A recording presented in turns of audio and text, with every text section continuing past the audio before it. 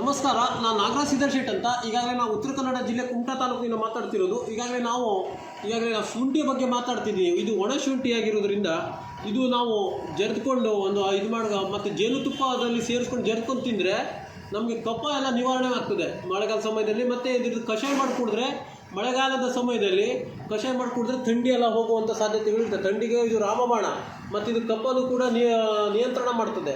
ಈ ಒಣ ಶುಂಠಿಯ ಒಂದು ಕಷಾಯ ಮಾಡಿ ಕುಡಿದ್ರೆ ಮತ್ತು ಇದನ್ನು ಜೇನುತುಪ್ಪ ಮತ್ತು ಇದನ್ನು ತೇಗಿ ಇದು ತಿಂದರೆ ಜೇನುತುಪ್ಪ ಸಂಗಡ ಇದು ನಿಮಗೆ ಕಫ ಎಲ್ಲ ಇರೋದೆಲ್ಲ ಹೋಗ್ತದೆ. ಮತ್ತೇನೆಂದರೆ ಥಂಡಿಯ ಈ ಮಳೆಗಾಲ ಸಮಯದಲ್ಲಿ ಥಂಡಿ ಗಿಂಡಿ ಆಗದಂಗೆ ನಿಯಂತ್ರಣ ಮಾಡಿ ಇದು ರಾಮಬಾಣವಾಗಿದೆ. ಇದು ಒಣ ಶುಂಠಿ ತಾವು ನೋಡ್ಬೋದು.